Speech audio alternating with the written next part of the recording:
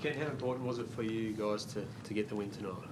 No, the win was obviously good for us, but we come here with just trying to play a style of football that we know we've practiced all summer, and we had more opportunities tonight to see that for longer parts of the game, which was pleasing.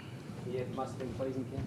Good effort there from the yeah, that's what this group are like. They do bring effort more often than not, and we again as a club we don't hide from our shortcomings at times, and we said our effort in the second half of NAB 2 wasn't good enough. We acknowledge Melbourne played much better than us, but tonight our effort was much more consistent.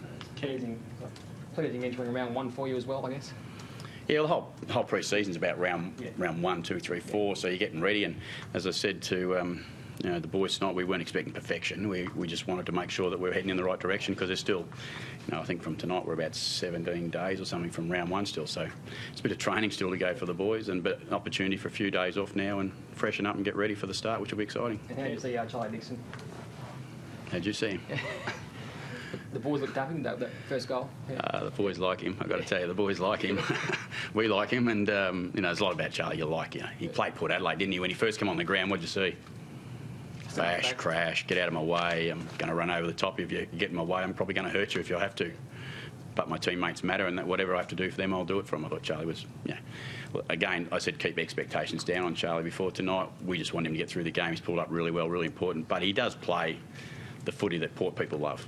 It appeared you had a little chat to him soon after he came off the ground, and were quite pleased with the way. It looked like you were quite pleased with the way he was going. I mean, did you sort of give him a message straight after his first attempt, and to see, having seen the effort that he was showing? Yeah, no, I was really pleased, more because he's had that little setback, and we were not racing against the clock. We made the decision because we had a bit of time, but it was still nice to get to tonight and have Charlie play, 60 minutes of footy, so it's bonus. Ken, as opposition coach, how did you feel about playing against 15 at the end?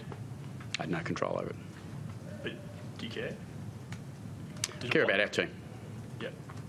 Will it make it harder for you to gauge the success of some of the things you've put in place? No, we were well on top. We were well on top at the time. We were playing football that we wanted. And yes, Richmond had some issues, and I can understand that they were doing what they knew. They're getting ready for round 1. I'm not talking about what they did, but at that stage, I thought we were playing. For most of the night, I thought we played pretty consistent football, and that's what I'm pleased about. Not Richmond, what they did or didn't do, whether we played outstanding football. I'm more pleased about the way we went about it for most parts of the game. Did they ask you to stop the game? No. No, there was some banter up the line at one point, but the AFL run the competition. Should the season be starting next week, Ken? Should the season be starting next week? No, I don't think so.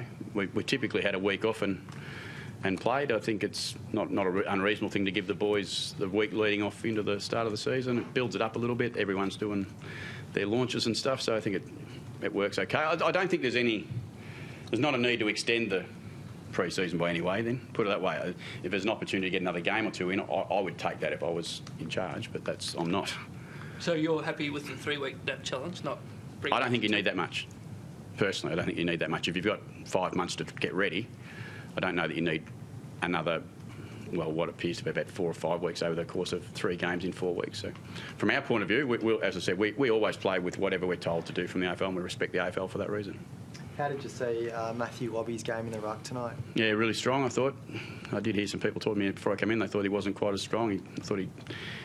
But as the game went, I thought he dominated some hit-outs for us. That's what he does. He's a worker. He keeps going all day. He's not a 25-touch player, Loebs, by any means, but he's just a real worker. I think in the end he had a significant win in the hit-outs to advantage. That's what we expect from him, just tough, big man's contest. How did Chad pull up? Yeah, fine. Yeah, as I said, most of the boys, that's that game. That's the best part about for us for NAB Cup now. It's finished and we're basically injury free. So that's a great thing going forward. We didn't get any extra injuries, and you've seen tonight, unfortunately for Richmond, that's why you worry about how many games you've got to play. There's a price to pay, and that can hurt your season. Do you come back and watch St Kilda play on Sunday? Yeah, we'll have people here for sure on Sunday. David Koch is having a 60th birthday party, I think, though, so I think I might have to be at that on Saturday night at this stage, but in Sydney. But Koch wouldn't mind me watching the footy either, I don't reckon. Brendan Archie, how does expectations change this year compared to this time last year for what he might be able to produce? Sorry, I missed the first part. Brendan Archie? Expectations? Yeah, how did the expectations change compared to what they might have been on him this time last year without a game under his belt? They don't change that much. Probably just where he starts from is different, isn't it? expectations is we want him to improve as a player at the start of last year. He's certainly done that. Those are the same expectations this year, but his starting point is much more proven AFL-like. So he was starting at a lower level. This year he starts as a ready-to-play AFL player. But we still want him to improve again this year. I thought tonight it was really exciting again. Did anyone jump the queue tonight, like a Jake Need? Jake was already in the queue, I've got to say. Anyone else yet? No, most of the group that were there tonight, you know, they get first look at it probably. You know, we've got Polly. I haven't hidden from the fact that Jared Pollock will play round one. You know, when we played 24 tonight. So there'll be a couple of boys probably a little bit unlucky, probably 3, but you know that's good for your football club. Should they stick with the Should they stick with the deliberate rule, the way it's been? That's a good rule, isn't it?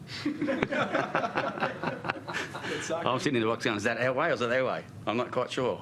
It's a tough rule. I mean, it nearly is last touch type sometimes, and then other times you go, what was it? But they do a fantastic job. We challenge the umpiring group and say, look, good luck trying to umpire that and be consistent with it.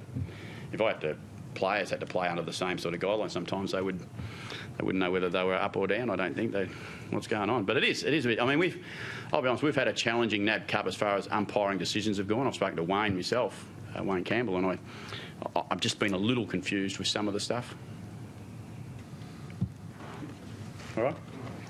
Enjoy.